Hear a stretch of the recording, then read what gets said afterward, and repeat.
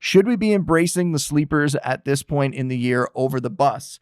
And I chose this question because I think it's a good jumping off point. And I guess maybe we didn't need it because I got to this topic with the last question, but regardless, we can look at that specific example of Odunze in a second, but I just want to talk more about like the strategy in making some of these lineup decisions later in the season, because you have to remember that, things change throughout the year. We talk about that all the time. Just because a player was good early in the season doesn't necessarily mean they're going to be good late in the year. Injuries come up, different players emerge. Also, the situation in their offense could change. I mean, look at the Chargers. Their offensive line just got decimated, and that kind of changed the equation for them, right? And it also is vice versa. If a player starts off slow, that doesn't mean they're dead in the water for the rest of the year. They can eventually come on. Their situation could change. They could get more comfortable out there.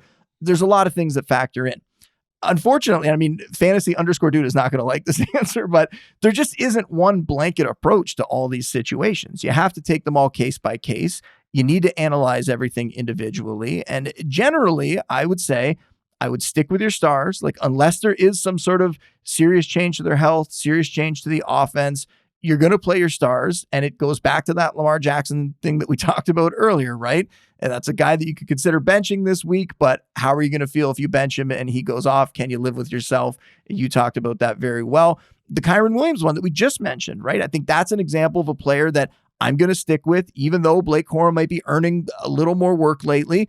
Kyron's still producing, so I don't see anything showing me that there's a reason to sit Kyren down. You're going to keep playing him. However, the sample size of a player being a bust, if it starts to get big enough, or if we've seen like a serious downward trend from them, then I think you start to consider other options. And I think Adonai Mitchell is a perfect example here. Like we talked about him on Monday's waiver wire show, 19 targets in 2 games. He has no serious competition, at least not this week. Garrett Wilson might be back next week, but for this week's game, he is still going to be that number one guy. It's another good matchup for him. Of course, there's risk involved. It's Adonai Mitchell. Like there's no way that you're playing him and you're feeling super confident, but you're also just rolling the dice on a guy that showed last week the kind of upside that I at least knew he had. Like I knew he had that in him, and it was just a matter of it all coming together.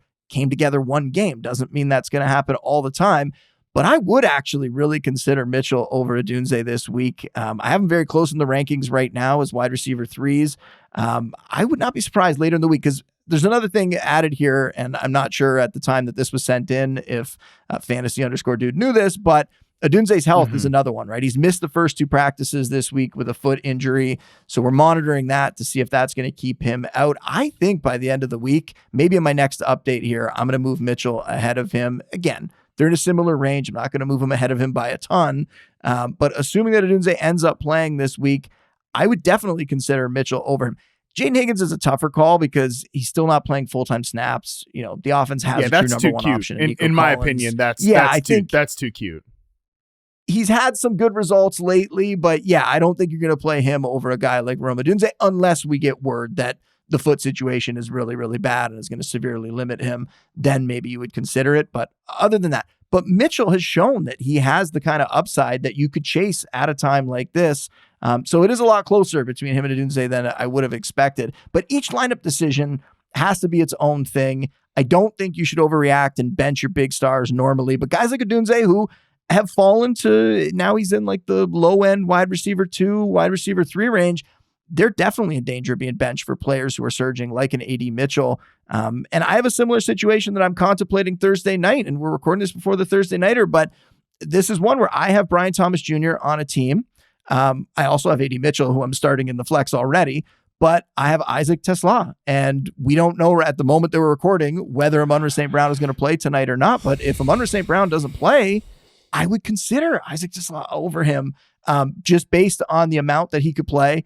That's where we're at with Brian Thomas Jr., right? That they're looking at Brenton Strange. They're looking at Jacoby Myers. He has taken a backseat in that offense. I would not be surprised if I move Tesla up into a spot where he is above BTJ and I actually play him over BTJ in what is the first round of the playoffs in that league, Harmon. It's the rare week 14 to week 16 playoffs, which we don't get as much anymore.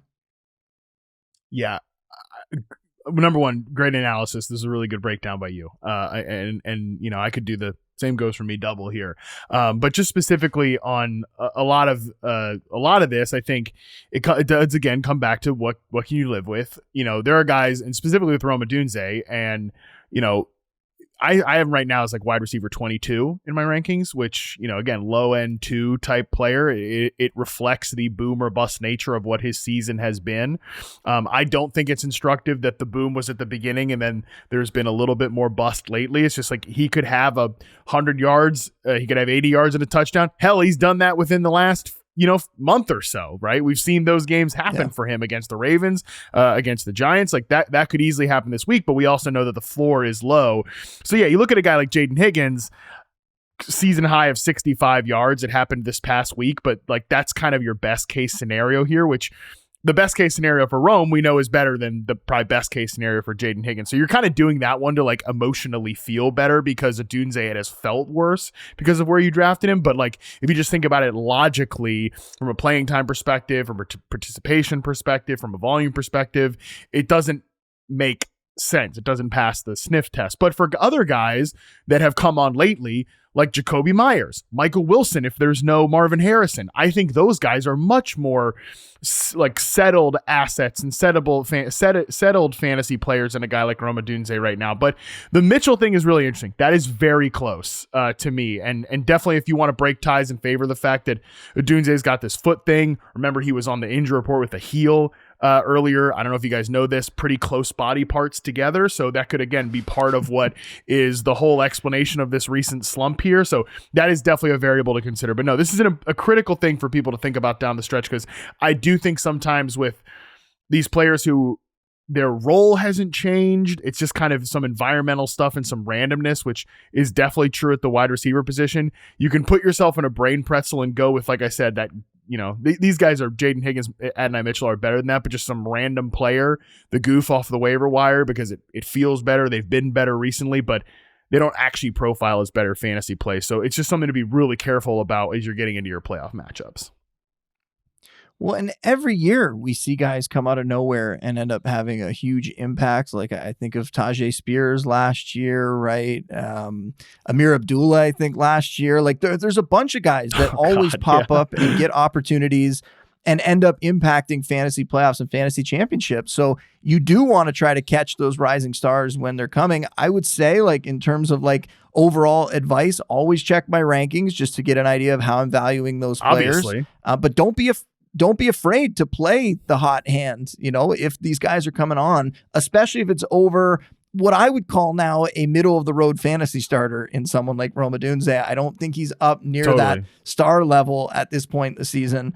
He's fallen a little bit here, but there's equal risk on both sides. That's the thing, right? And that's maybe the thing that people don't consider enough, that you think about the young up and coming guy and he's not necessarily a household name, and that concerns you. And it seems like that player has more risk.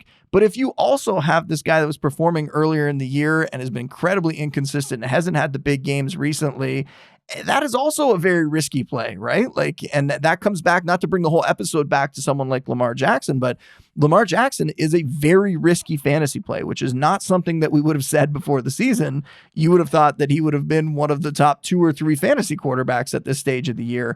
And yet he's not. He's extremely risky. And finding a guy who could replace him is going to be very difficult to do at this stage of the season, unless you were rostering a quality backup, which normally I don't recommend doing. But still, you need to look at who these other guys are coming up who could potentially be that hot hand that leads you not only into the fantasy playoffs, but all the way to the title. Yeah, it's things change quickly, and you got to kind of keep pace with that. I do think Adonai Mitchell looks like a guy who is set up pretty well down the stretch. So I'm glad he was at least brought up in the conversation. But yeah, I think what we always forget though with fantasy is that what has been is not what always will be. And sometimes when we're in these, and at wide receiver, it's just so true. You're in these pockets of the season and then things change really quickly. Real quick, just if we don't get at Rome Odunze this week, does that make you any more interested in Luther Burden at all? Oh, absolutely. Yeah. You've been waiting for him to get that opportunity for a while. We both have, right? I keep putting him in my deep stashes column, just waiting for maybe one of these other receivers to go down and that opportunity to come for him. So yeah, for sure. We could definitely get more from him. I think Colson Loveland is still someone who has shown a ton and yet hasn't gotten as many targets as I think maybe he deserves. So it could also open up a little more for him this week. I was also going to ask you a question before we moved on too. I haven't heard anything about Garrett Wilson, and that starts to scare me, right? I know he can come back in week 15, but there's been a bunch of these guys this year. We're going to talk about Trey Benson in a second, right? Where there's no update, there's no update. And then maybe you find out, yeah, the guy's not coming back when you thought he was going to come back. A little bit scared about that one. And that's yet another reason to maybe buy into A.D. Mitchell, who, I mean, I've been talking about all week because it's finally happened, Harmon. I finally have at least have 1 week where I can mention him and talk him up before potentially he just turns back into a pumpkin, right? No, I like where A.D. Mitchell's trending. I'd like to continue to see more and more of him, but I would like to see Garrett Wilson back on the field just for something. I mean, look, the reality is football players, when they're good and they're healthy, they want to get back out there. So even if it's just a couple quote meaningless games, these games mean something to these players, man. So if he can get back, I think he will get back. I'm just not sure if he can. You know, that knee injury re-aggravating it, that is tough. So I have him on an IR spot. A team that I brought up a lot where I've just had to kind of keep messing around at this wide receiver room, you know, and now it's kind of gone from the Rome Odunze, Garrett Wilson tandem to, I guess it's Terry McLaurin and Christian Watson come on down.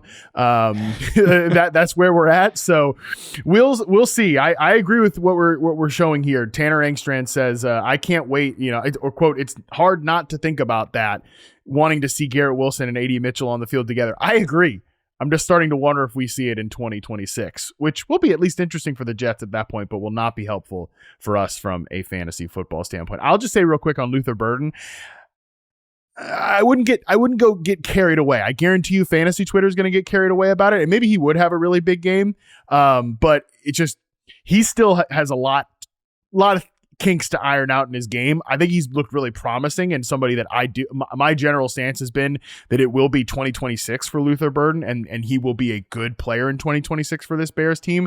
I also kind of think he was drafted to replace DJ Moore, not, you know, anybody else on this team. And I think there's like a 0% chance DJ Moore is on the 2026 Bears roster. So I wouldn't get carried away with it, because I don't necessarily think that all the things they ask Rome to do, which is a lot in this offense, that they're suddenly going to just put that all on Luther Burden's, you know, kind of shoulders, but it would open up more opportunity in a game they're obviously hoping to win. So wouldn't get carried away with it, but do obviously think it would be certainly more appealing for him if Rome Odunze misses this game.